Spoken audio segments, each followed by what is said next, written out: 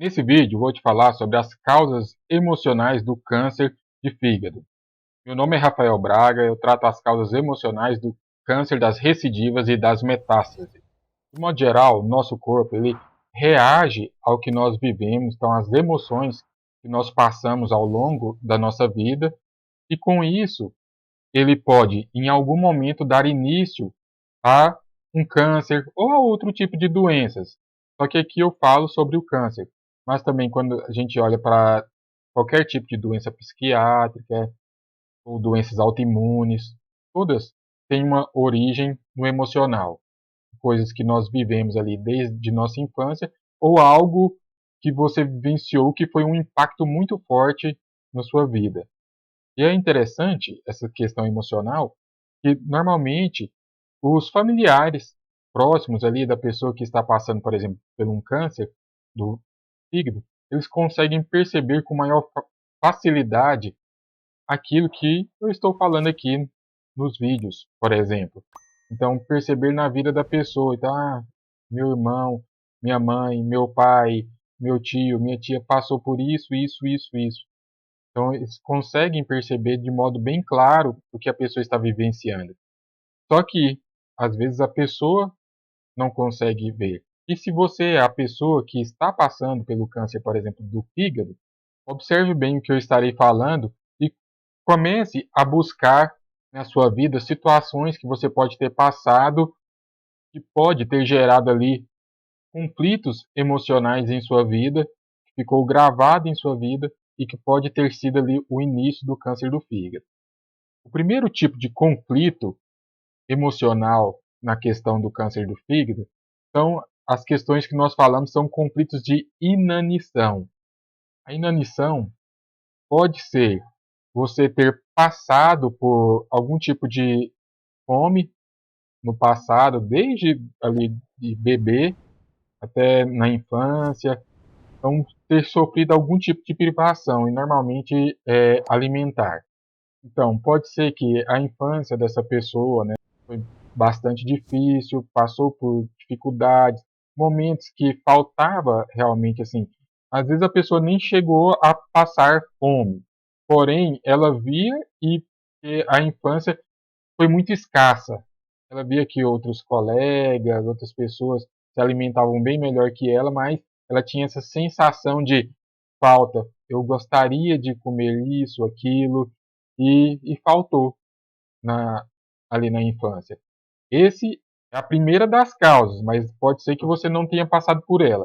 Mas aqui dentro da inanição entra também a questão de muitas perdas. Por exemplo, a pessoa que perde o emprego e fica sem sentido, sem rumo. É como se ela passasse por esse medo de será que eu vou ter o que comer? Ou fica com um medo muito grande de não ter nada, de perder tudo. Isso pode ocorrer, vem dentro do conflito de inanição. Esse desemprego, ou então uma pessoa que perdeu uma colheita, perdeu tudo de repente, igual ocorreu ali com o pessoal nesse ano de 2024 no Rio Grande do Sul, onde daquela inundação a pessoa perder casa, perder tudo. Então a pessoa fica com aquela sensação assim, ó, de perder tudo. Isso é um tipo de conflito de inanição. E já entra para outro conflito aqui do fígado também, que é o de vazio existencial. Então, a pessoa que entra naquele conflito de, nossa, eu estou perdido na vida, eu estou perdido. Então, pode ser que a pessoa perdeu alguém, ou ela perdeu tudo, e ela se sente assim, ó, totalmente perdida. Eu já atendi casos, né, onde o homem, no caso, perdeu a esposa e entrou nesse ciclo de vazio existencial. Então, se sentiu perdido, vazio existencial aqui. Mas, nesse caso, onde a pessoa perde tudo mesmo de modo físico, ali perde a casa, perde tudo que tinha, a pessoa já está numa certa idade e perde tudo, entra num vazio tremendo. Tipo, agora o que que eu vou fazer? A pessoa demorou anos para construir algo, construir a casa, construir, né, tudo que tinha ali e tem essa perda. Então já vem esse vazio existencial também. Então aqui na questão do fígado, sempre a gente vai olhar para essas questões de privação que a pessoa passou, miséria, falta de alimentação. Mas é interessante que tem um terapeuta francês que ele relata também numa paciente que ele foi descobrir através dela conversando com próprios familiares dela que quando ela era bebê, ela ficou assim afastada da mãe por um período, que a mãe foi hospitalizada. E nessa questão da mãe ser hospitalizada, essa criança sentiu ali o distanciamento da mãe e a privação no amamentar. Isso há muitas décadas, mesmo ela tomando ali o leite, né, na mamadeira, mas uma das coisas que ela vivenciou foi essa questão de falta de alimento.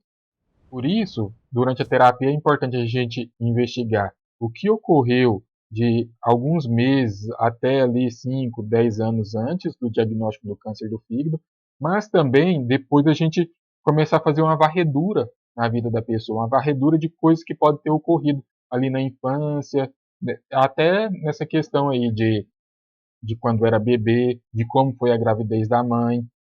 Para quê? Para a gente limpar tudo que tem relação com essa questão do fígado.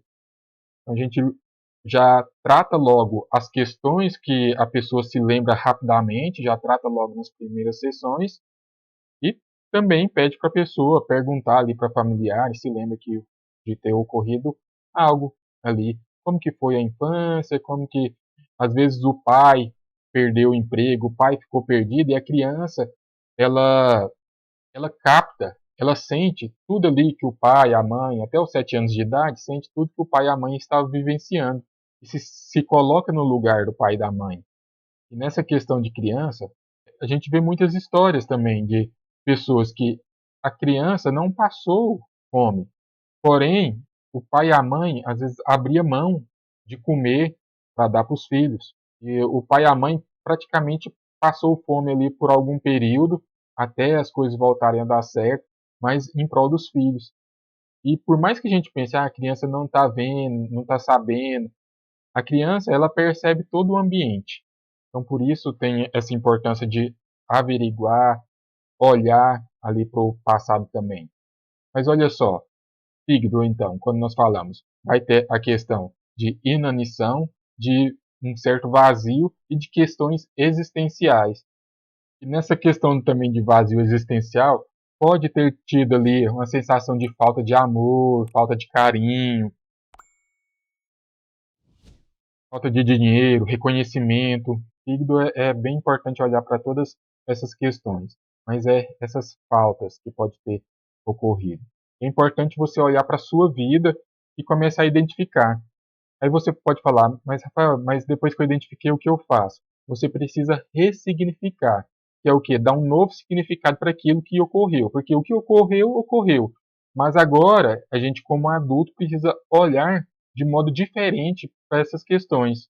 Até sentir que o que você vivenciou, o que passou, mudou o sentido para você. Você consegue ter um outro olhar. E é isso que, por exemplo, eu como terapeuta faço.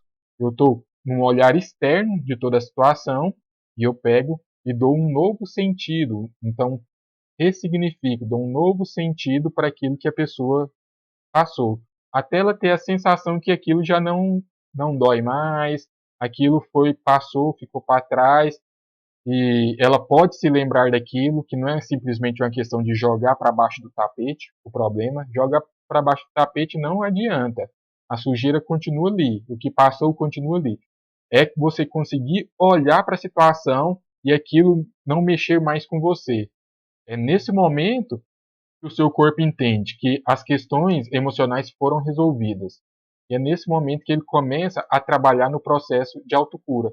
Quando você elimina as questões emocionais que você vivenciou, então você trata elas e agora o seu corpo ele pode trabalhar de modo normal no sistema imunológico, endócrino, neurológico, em todo o sistema, né, do seu corpo. Para quê? Para promover a autocura, que é algo normal do nosso corpo todos os dias. Sempre que a gente identifica alguma doença, a gente vê que o nosso sistema deixou de trabalhar de modo normal. Todo o nosso sistema imunológico endócrino, neurológico e todos os outros sistemas. Eles deixaram de trabalhar do modo natural dele, nos protegendo. Então é isso, nessa questão aqui do câncer de fígado. E por último, quando a gente pensa em câncer de fígado, a gente se lembra também das metástases no fígado. E metástase no fígado ocorre de 20 a 30% em 20 a 30% dos cânceres pode ocorrer a metástase no fígado.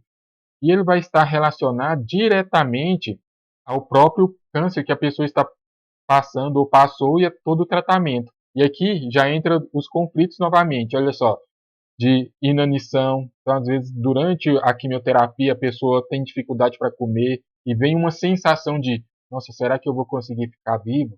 Será que eu vou conseguir comer? Eu nem consigo comer, eu vou tentar, eu faço vômito. Eu não tenho fome. Será que eu vou morrer de fome? Esse é um tipo de conflito que a pessoa passa. E alguém tem culpa? Não. Por quê? Vem do próprio tratamento. Então é necessário tratar essas questões emocionais também que a pessoa vivenciou durante o próprio tratamento.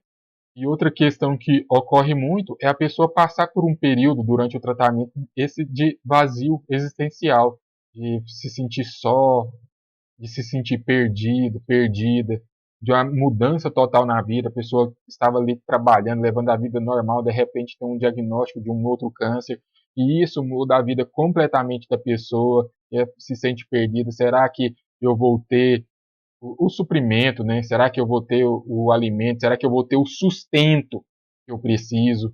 São tudo coisas que mexem com a pessoa. E é importante olhar para isso, porque quando você não olha e aparece ali uma metástase, o seu corpo ele continua no ciclo da doença, ciclo da doença.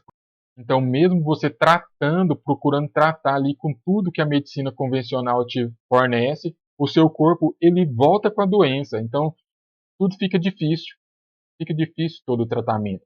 E por isso você precisa tratar as causas emocionais, para fazer com que o seu corpo possa trabalhar de modo tranquilo na autocura do seu corpo. Então é isso, eu peço que você me siga, deixe um joinha e assista aqui o próximo vídeo que o YouTube vai te recomendar. Um abraço.